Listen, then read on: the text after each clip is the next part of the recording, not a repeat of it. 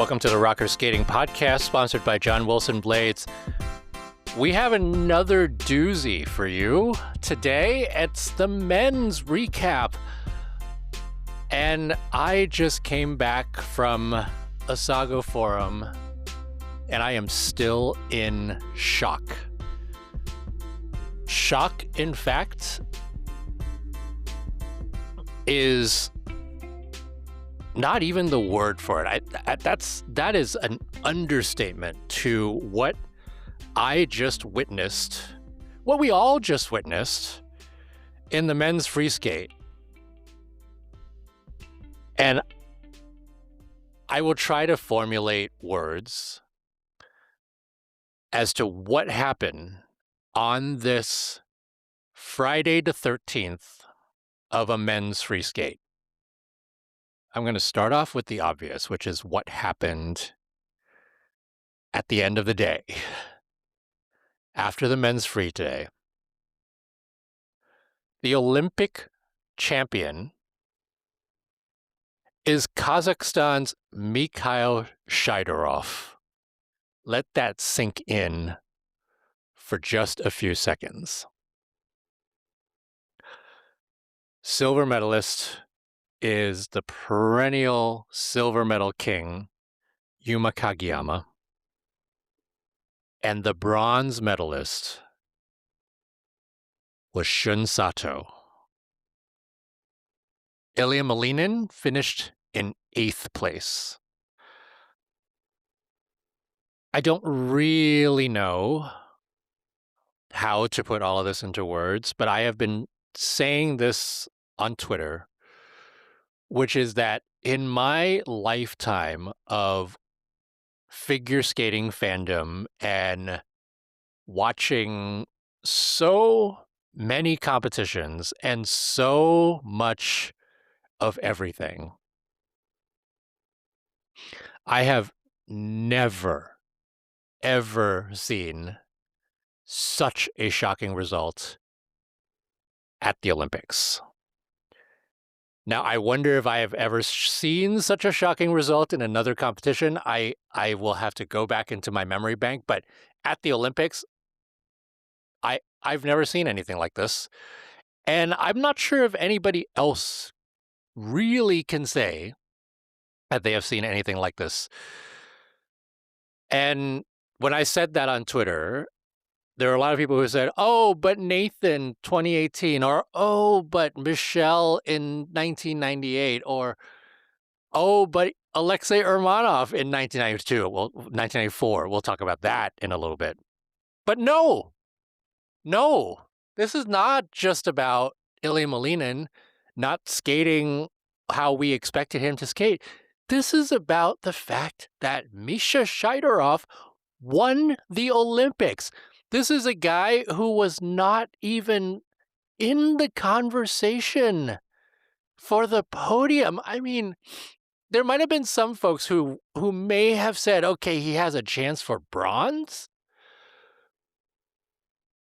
But the fact that he beat everyone and won Kazakhstan's first ever figure skating Olympic gold, it is just stunning. And I have no words for how shocking this win is. Again, you give me all the examples you want to give me. Sarah Hughes 2002, she had a shot. She was in the conversation for a medal, for sure. Mikhail Shaidorov has had an entire season of trying to figure out how to regain his form. An entire season. There was no anything as to what could be a comparison to this. And I will compare this also to Alexei Urmanov in 1994. again, not as shocking of a result, at least to me, but Alexei Romanov in 94 was a podium contender, but certainly was not one of the favorites. And that was the Olympics, if anybody remembers or anybody needs uh, a a a primer on that Olympics. That was the Olympics where Brian Boitano and Viktor Petchenko came back after retiring because they allowed professionals back then, professionals, to be able to skate at the Olympics again. It was like the reinstatement of amateur. And so there were a bunch of skaters who took advantage of that. And they were back. And also, Kurt Browning, who was the reigning world champion, was also there. And there was Elvis Stoico. And there was Philippe Candeloro, world medalists. And it turned out that Alexei Romanov won that 94 Olympics over all these guys.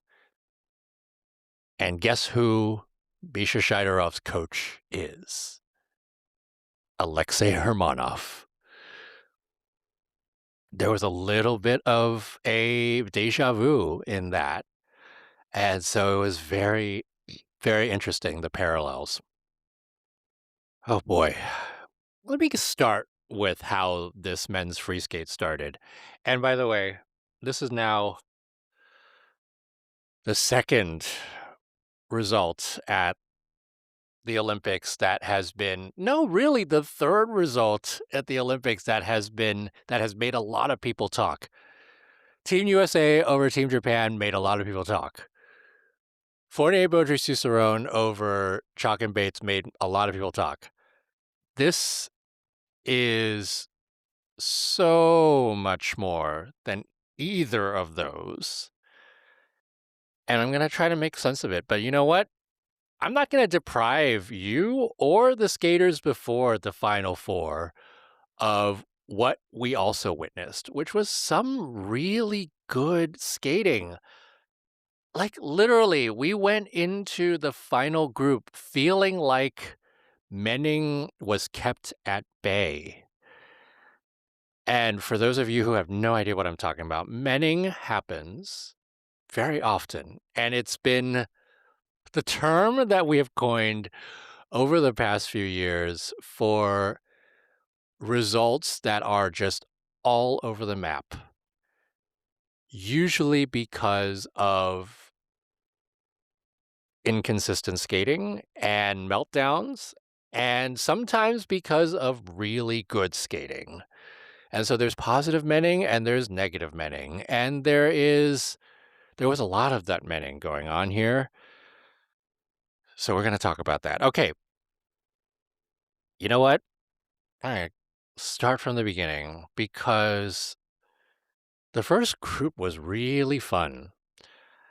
And we started off with one of the feel-good stories of the men's event, which was Yu Shangli, who made it to the Olympics by the skin of his teeth, and then made it to the free skate here by the skin of his teeth, and then skates probably the finest free skate of his career to lead off the men's free skate. And we were so excited about it.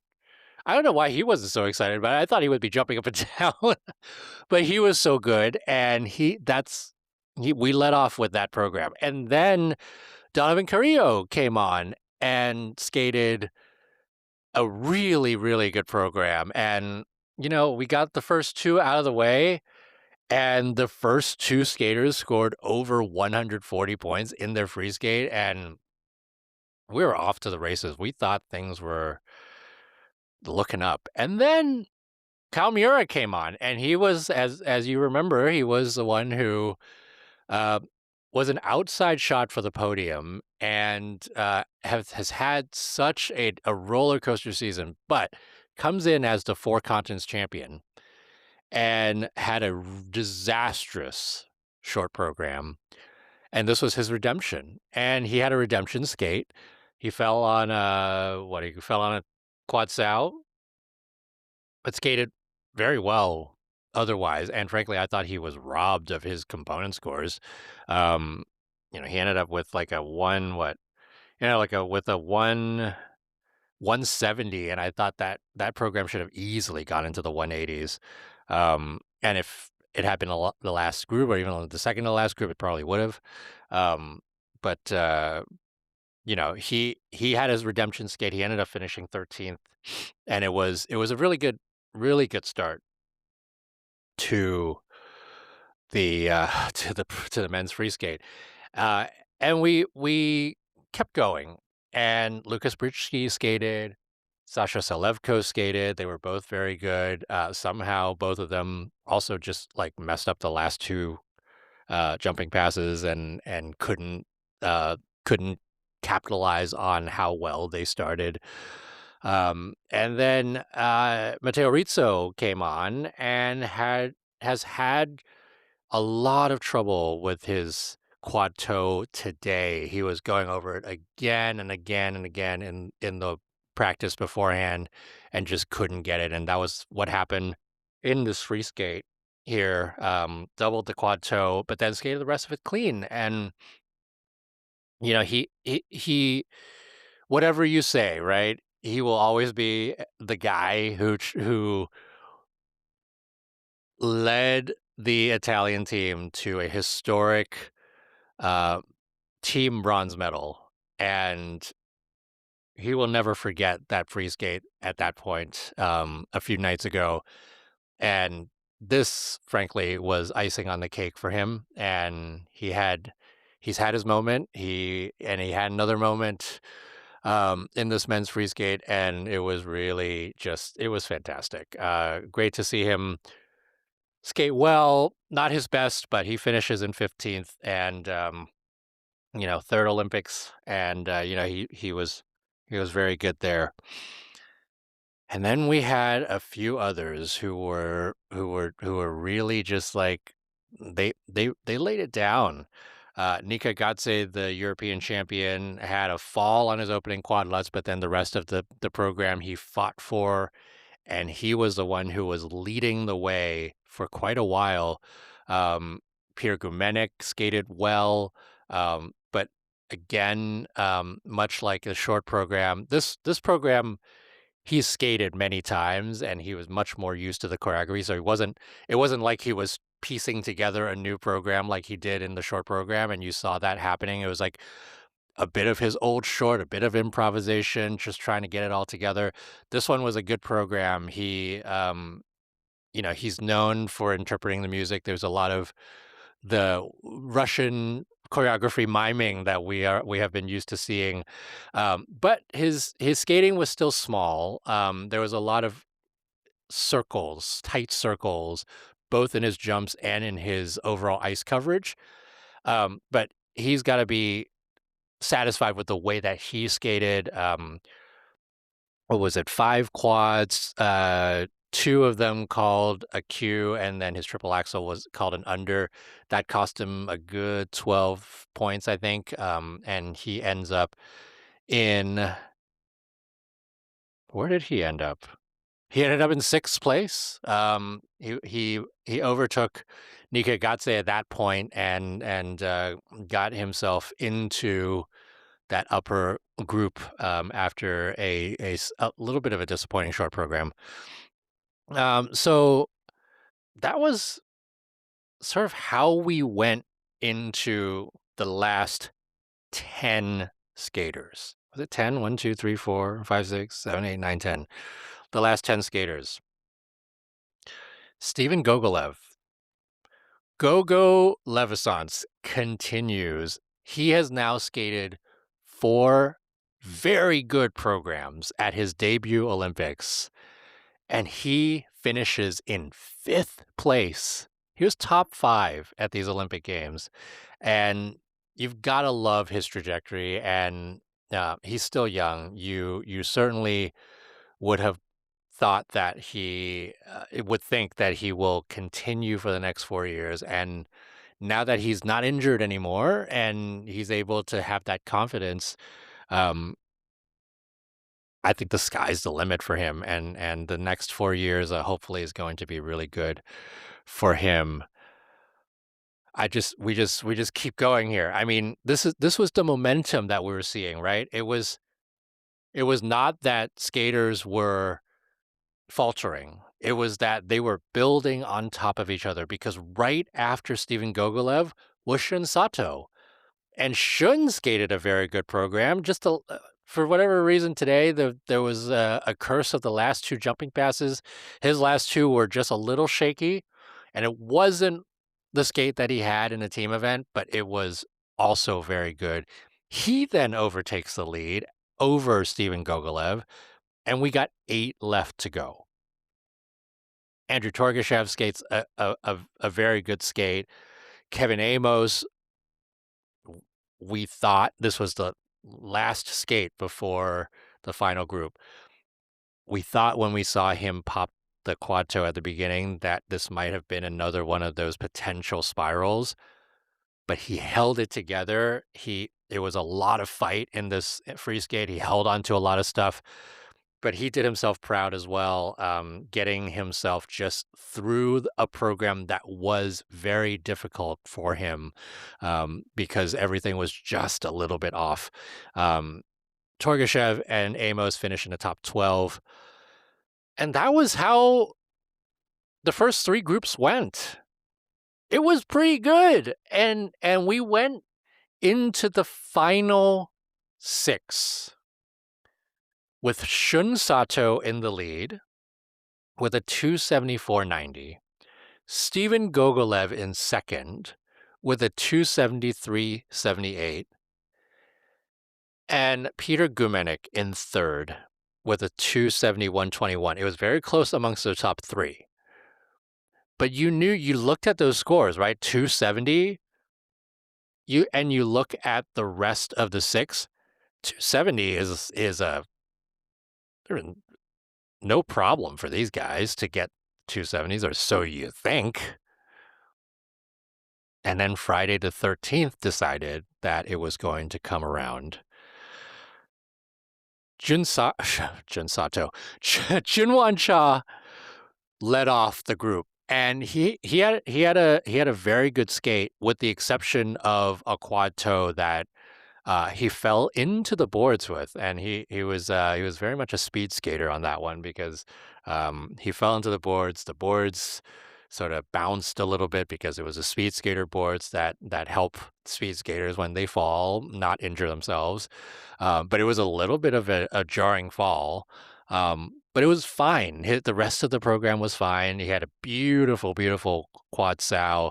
I think there was one cue called on his triple axel, but he skated well. He did himself a lot of favors. And I thought he was going to go into the lead, but the cue, and then I think a couple levels, one level actually kept him from overtaking Shun Sato. And so he goes into second by a point, right? 274.90 for Shun Sato at this point, and Junwan Cha with a 273.92. Those are your top 2 going into your final 5. Here comes Mikhail Shaidorov. I'm going to set the stage because Misha Shaidorov it hasn't been an easy road for him this season. He has sort of just been a little bit lost. He's been trying to find his programs. He's been trying to find his consistencies.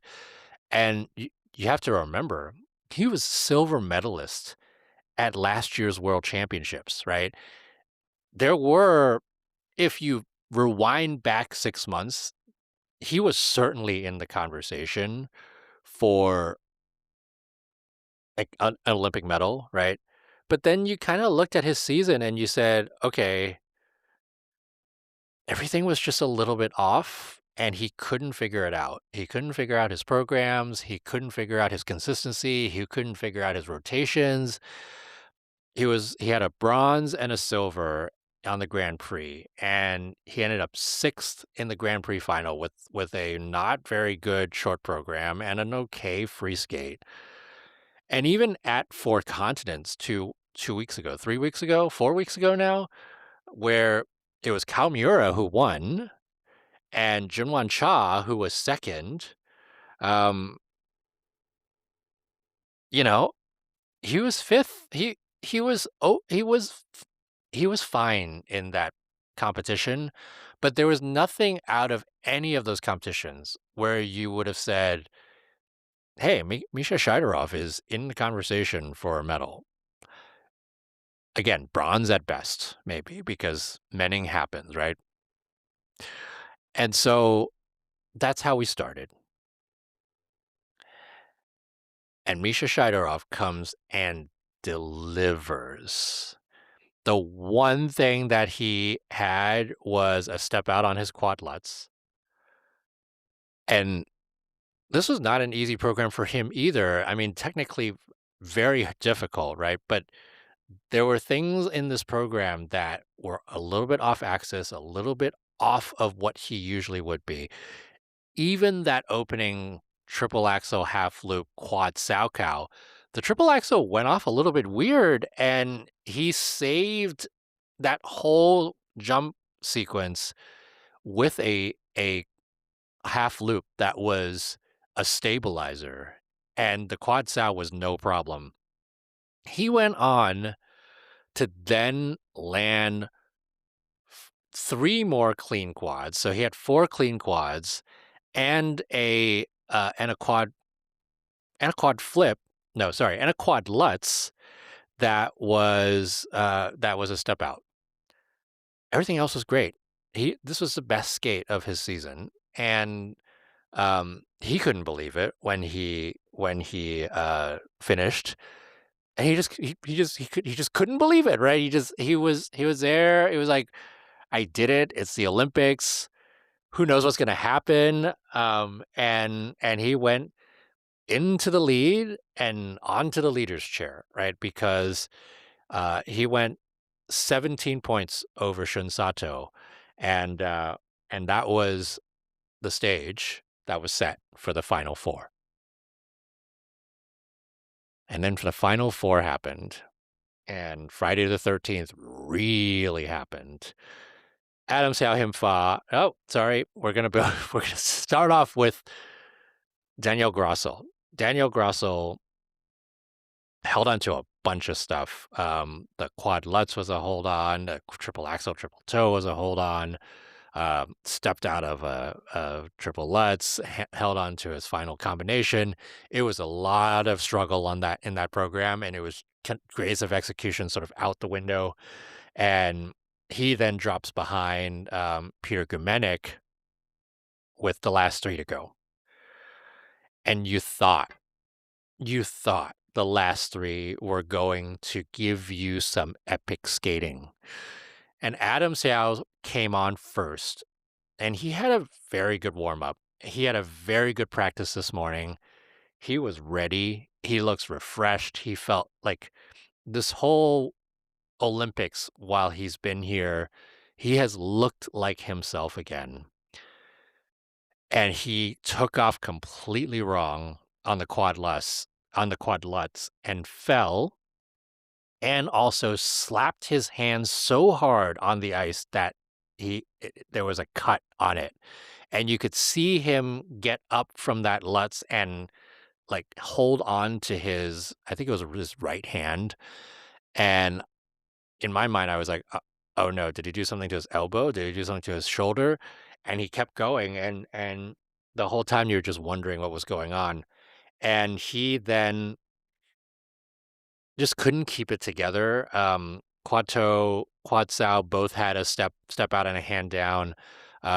He really fought for everything. He tried his best to salvage that program, but Adam Hsiao Him Fa in flawless mode is effortless. There's nothing that he does in those programs when he's so good where you feel like he's muscling any of the jumps.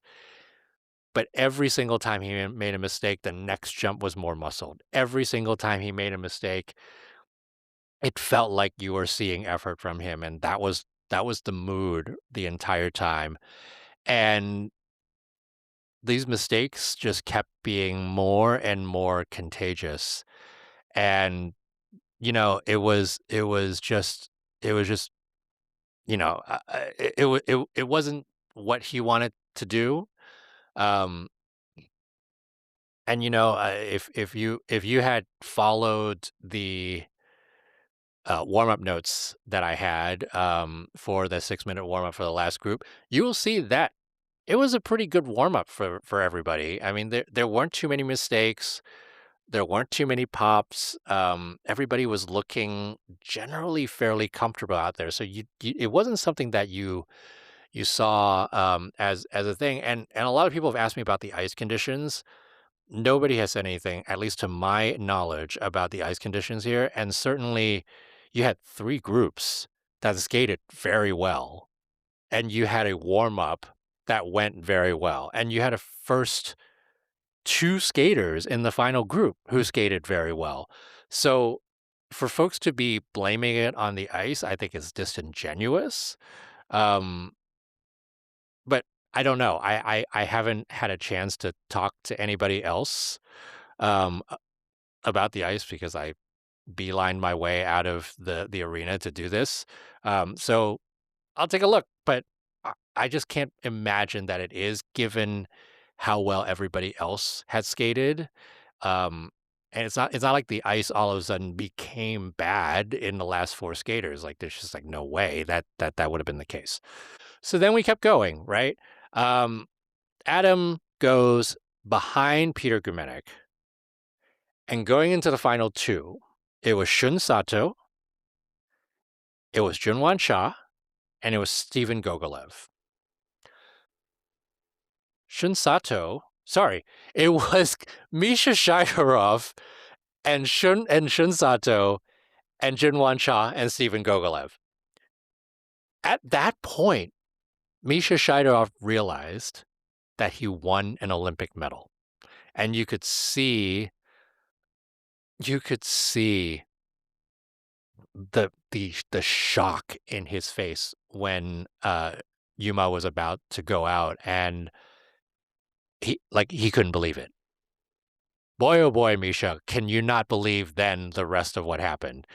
Because Yuma went out there and he looked like he was going to just lay it down. His warm up was fine. He I remember looking at his face when he started his program, and there was this sense of calm, this sense of like, I got this from Yuma. And I really thought we were going to see a flawless Torrendo here for the first time. And right off the bat, his quad sow went off axis and he stepped out of it. It wasn't a disaster. For me, actually, it wasn't so much of, oh, he lost, he was going to go behind Misha necessarily. I was like, oh, well, that makes it a little bit easier for Ilia to take the gold medal. And then he went and did the quad flip, which was fine until he went on the heel and fell. He landed the jump. We've seen these before, right? He lands the jump. He's a little bit far behind on the heel. He's a little bit just swingy, and the momentum just gets him off the ice. And so that was the start of something of a compounding set of issues. He kept it together, right? The quad toe, he held on to it. At the second quad toe, he put his foot down. Everything was a bit of a struggle, right? The flow wasn't quite there. Triple flip, triple loop. He put his foot down. He did manage to keep it together. The triple axel at the end was probably one of the best jumps that he did in the program, but the program lost his magic, and it was unfortunate because that was his shot. He even if he didn't put a whole bunch of pressure on Ilia as he was about to skate. At least he could have put himself in a spot where he would guarantee himself at least a silver medal. But all those mistakes just compounded. And I keep saying he was really a quad flip fall or a clean quad flip away from um, going into the lead, because you would think that had he not fallen on that quad flip, the rest of the program would have been much different. So that was how it went. We go again. Misha Shaidorov, 290-158. Yuma Kagiyama, 280-06. Shun Sato, 274-90. Those were your top three going in to the final skater. And there was something a little bit Sochi 2014 about this whole thing, because it was sort of like at the end, who wanted to win gold here? And nobody seemed like they wanted to win gold. Misha Shaidorov skated like he wanted to skate a clean program. Um, I don't think there was anything in his brain that said to him at that point when he was skating that I had a shot at a gold medal. I don't like he was just skating to put his best out there, and that's what he did. Ilia Malinin comes in with a 108-point short program. And let's put this also into context, because this season he has not scored lower than 306 points in any competition that he skated in. And he had to beat a 290, right? Even if you look at the team event where he had a mistake in the short program, he still finished with a combined total of 298 points. And neither of those programs were anywhere near at his best for him, right? And so you came into this final skate. He knew what was going on. Like, he just heard Yuma go into second place. That wasn't the pressure that was going on. And then 4 minutes happened. And we witnessed something that I can only say was Ilia Malinin's brain going on overdrive, because the quad flip that he started with was just fine.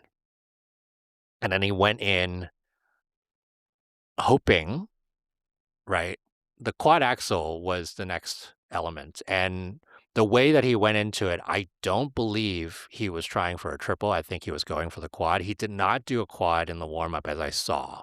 He did do a triple. That's what he usually does in warm-ups. He will test his triple out and make sure that he's going off on the right axis, all of those things. He singles the axle. And I think at that point, his mind started racing. Quad Lutz was fine. And when he did that, I think everybody thought he was putting himself back on track. But the problem was the two of the four jumps that gives him the most inconsistency and problems were in the first four jumping passes of the program. So there goes the quad axle, right, into a single. And then he comes down the rink, and I actually don't know if in his mind he was like, I should do a triple loop or if I should do a quad loop, because he went into that loop slower than he otherwise would have for a quad loop, I think. And he doubled it. And then you started going, uh-oh. Because it wasn't just the fact that he was not doing all his quads. It was the fact that he wasn't doing the triples, right? Every single thing about this judging system is about adding points together. And when you pop jumps, that is when the disaster really strikes because you are losing all kinds of base value. When he popped the quad axle and then he popped whatever it was, a quad loop or a triple loop, he lost anywhere from 15 to 25 points just there in those first 4 jumping passes. He has a lot of points to give, like a lot of points to give. So at that point, even at that point, he had already landed 2 quads that was really good. He still had like 40 points of technical merit going into what is the cash grab of his program, which is the final 3 jumping passes. He backloads all 3 combos in the second half, and you get just massive amounts of points for those jumping passes. And it was just like, what the heck are you doing? Um, and that was what his brain was kind of going there with. So that set the stage for the final half of his program, and as soon as he fell on the quad luts, it was over. There was just nothing he could salvage because he needed all 3 of those final 3 passes, and he needed to do them well in order for him to have a shot at gold, and every single mistake that he had was just points, points, points, points giving away. Hey. So he falls on a quad lutz. He comes back and quad toe half loop triple flip. Same thing that he did in the team event where he was trying to rack the points back up, right, with the jumps. And then it was another huge jumping pass that he can do in his sleep. Quad sow triple axel, which is one of the hardest combos in figure skating. He usually does with no problem at all, and he doubles the sow and falls on it.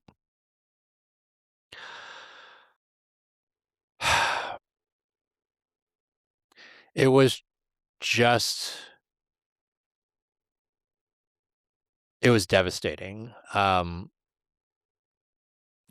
Whatever you think of any of these skaters, you don't want anybody to melt down. You don't want anybody to be doing things like this. It was just one of those skates that I'm not sure how you recover from that. Um, and Ilya's young, and he will do as much as he can to get past this. Um, and all that happened, and he went into 8th place. Uh, so it was tough. It was a really tough watch. It was a really tough watch for the last 4 skaters. You just, you didn't know what to think at that point. And nobody really knew what to think at that point. The entire arena was in shock. Um, the entire arena was like, it was just like the air got sucked out of the arena. And so Mikhail Shaidorov goes from the timeline of, oh my gosh, I skated so well, to, oh my God, I'm going to get a medal, to, wait a second, I'm going to get a silver, to, I'm an Olympic champion. Dennis 10 has to be very happy right now, wherever he is. Because Kazakhstan, Dennis 10, you started the inspiration for a lot of kids, including Misha Shaidorov. And it was just it's it's heartwarming to see him become the Olympic champion. And, you know, I was watching the whole thing from the media stands, and Ilya, without blinking an eye, as disappointed as he was, went over to Misha and congratulated him, gave him a hug. And while Misha was just completely beside himself, didn't know what was going on. And then 10 feet away, 10 feet away, was Yuma Kagiyama consoling Shun Sato because he just won an Olympic medal. Yuma Kagiyama was the hype man throughout all this. He had to have been disappointed with his skate. That in the back of his mind, as everything was going on, he was like, I just missed my opportunity. And instead of instead of wallowing in his own thoughts, he was hyping everybody else up. He was celebrating Misha. He was celebrating Shun. It was so fun to just see him there. And off to the side, I don't know if anybody saw, Kaori Sakamoto was there, just like ecstatic for her teammates, and there was a lot of joy amidst the disappointment and the WTF of it all. There was so much joy, and you can't discount any of this other stuff that happened because these three guys won Olympic medals. Two of them were completely unexpected. Well, I take that back. Two, two of them were underdogs, right? Misha Shaidorov winning gold was completely unexpected. Shun Sato thought he probably threw it away with the two mistakes that he had. And this podium was joyful. Um, and it was great to see how that all worked. The ice is slippery, and it's lonely out there as a figure skater, and a lot of these skaters really did their very best. All of these skaters did their very best to keep it together. And so that's your men's event. Mikhail Shaidorov is your Olympic champion. I saw him right before I left the arena, right before I raced out of the arena. I saw him very quickly as he was coming out of the rink and into the TV spotlights. And he saw me, gave me a smile, gave me a thumbs up, and it was very heartwarming. He has to be so happy and so everything, and his brain is still was I mean, you could see his eyes, his brain was just still processing everything that had just happened, and um just so great to see. Shun Sato, same thing. He was just sort of in disbelief. Um the Olympics does crazy things to people and to skaters and to everyone. And today you saw what I said at the beginning was probably the most shocking result that I have ever seen in my lifetime at the Olympics, if not more. I'm sure we'll have more to process over the next few days, but we're only halfway through these individual events. We still have pairs left, and we still have the women left. We have a week of skating to go. Before I finish off here, one quick update. Deanna Stellato had her first practice today in the practice rink. Deanna Stellato is here. Let's talk about the good stuff. After what we thought was an Olympics ending accident at home. She made it to the Olympics and she practiced at the Olympics and she looked good. She and Max looked like they were practicing like nothing happened. So a bit of a Cliff's Notes on what happened with Deanna Stellato that she told us, this is out of her own mouth, was one, she does not have a concussion. And she even said, if I had a concussion, this would be much more difficult because like she has no idea how she would have recovered from that.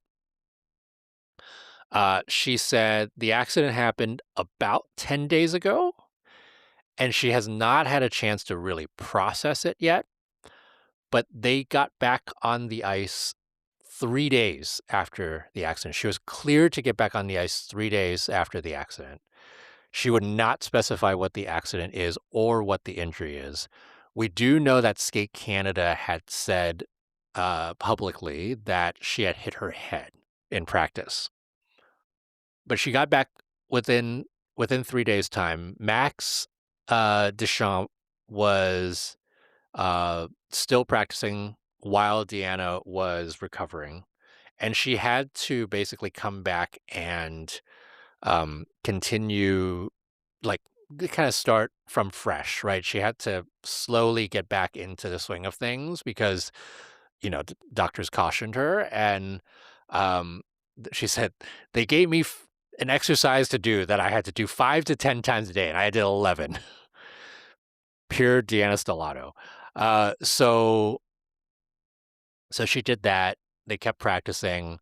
She was being monitored by the Skate Canada medical team every single day, and she got cleared to come and she got cleared to be able to come to Milano on Monday of this week, and they flew out Wednesday night and they got here Thursday, and their first practice was yesterday, which was Friday. What else did she say? She said she will talk more about what happened when she's able to process it a little bit more. But she herself still doesn't really understand what happened yet, and she wants to do that before she's able to tell folks what happened. She did say, and I quote, "I have seen and heard a lot of things out there from unreputable sources, and most of it has been incorrect." And so she wanted to set the record straight here. And her practice was, again, very good. She was landing triple toes, as she always does. She was having trouble with her triple sow, as she always does. And she was landing throws. They were, if maybe a little bit tentative, but it was generally fine. The twist was fine. The lifts were fine. The death spirals were fine. The side-by-side spins were fine. Everything that I saw, if you told me it was a regular Deanna Stellato practice, I would have been, I would have believed you because that's how she practiced today. So that's your Deanna update.